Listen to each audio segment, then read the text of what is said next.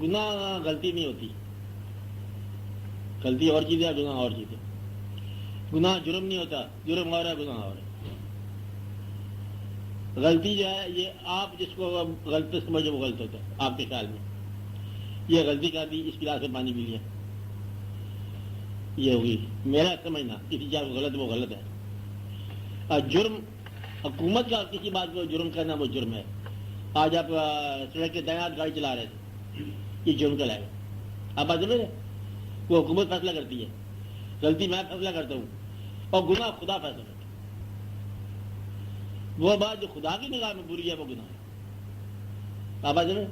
اور کفارہ ادھر سے ادا ہوا، اللہ کی طرف سے یہ حکم ہے، جب تم سے گناہ سرزد ہو جائے، میری ول کے خلاف کوئی واقعہ سرزد ہو جائے، اس کو کفارہ ادا کرو۔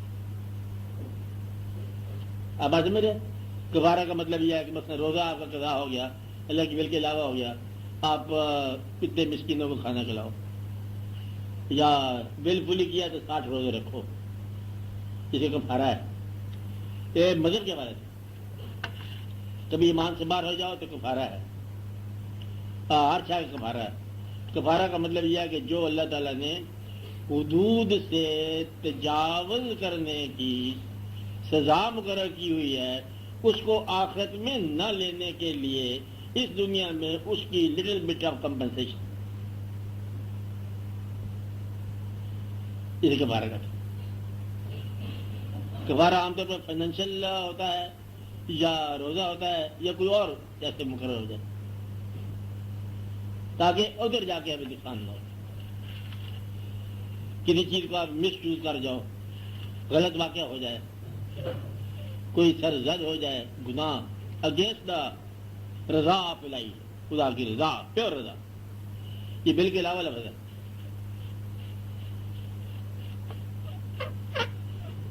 یہ مقرر شدہ ہے کفارے۔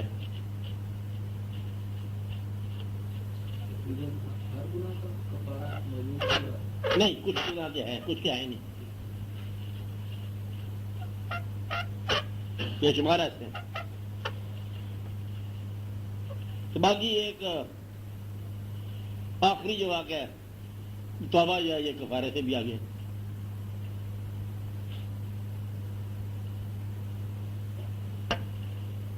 لیکن وہ توبہ اگر نصیب ہو جائے تو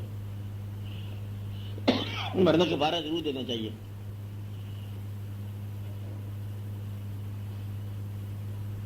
اپنے آپ کو ایزی رکھو، لائٹ رکھو، تاکہ بوجھ نہ رہے۔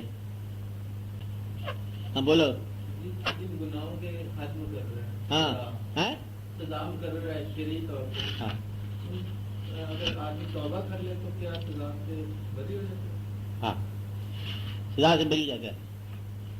اس لیے توبہ منظور ہو جائے، شرط ہے کہ کافر جو آپ کے کفر میں ہے، وہ آپ کے کفر سے توبہ کر کے اسلام میں داخل ہو گیا، and now if he dies a pure man, اب اسے ماضی کا افسوس سزا نہیں ہوگی۔ یہ ایک چینج کرنے والی شاید ہے توبہ۔ توبہ کا من ہے یہ موڑ جانا، اور توبہ کے خیال سے گناہ جاری رکھنا، یہ توبہ سے بڑی محرومی ہو جاتی ہے۔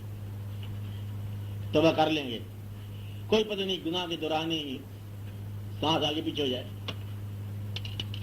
اس لیے یہ بڑا ضروری بات ہوتی ہے۔ کفارہ اگر زندہ مل جاؤ، گناہ سرزاد ہو جائے تو اس کو کفارہ ضرور ادا کرو۔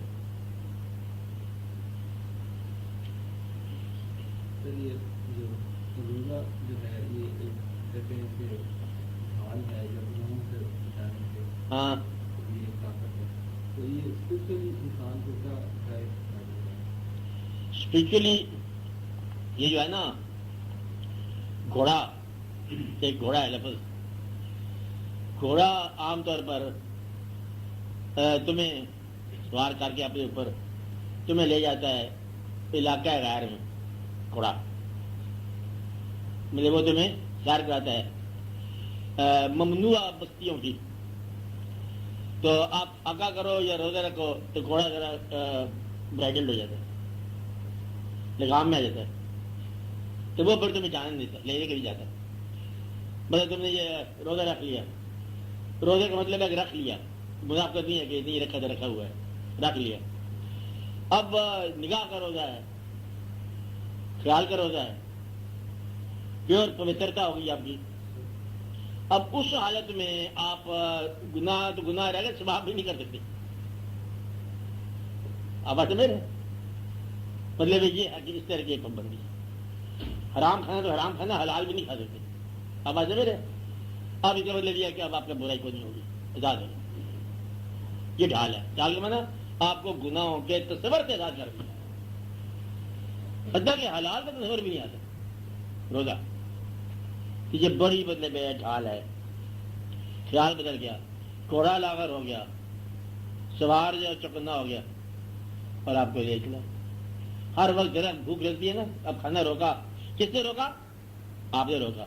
کیوں روکا؟ خدا کے خیال سے۔ پھر آپ خدا کا خیال کرو، پھر ہما حال، بھوک لگی، پیاس لگی، چائے لگی، سگریٹ لگی، جو لگی، جس کو جو لگا، اور وہ بندہ سوچتا رہتا کہ اوہ تو خدا کے لیے۔ اب جتنا دیر خدا کے لیے سوچتے جاؤ گے گناہوں سے محفوظ ہے۔ جب خدا غیر مجھ خدا ہی ہے تو پھر گناہ کا سوال ہے۔ اب یہ تیرے اور روزے کے ریئل عبادت یہ ہے کہ تیرے اور خدا کے درمیان یہ واقعہ ہے، ورنہ پانی پیتے جاؤ، کھاتے جاؤ۔ روزہ گھر والوں کے لیے نہیں ہے، محلے والوں کے لیے نہیں ہے، سماج کے لیے نہیں ہے۔ آپ دوسرے علاقے میں جا کے روزہ افطار کر کے آ جاؤ، کیا فرق پڑتا ہے؟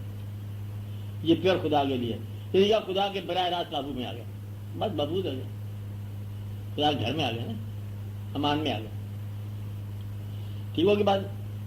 بلا کر آپ بولو۔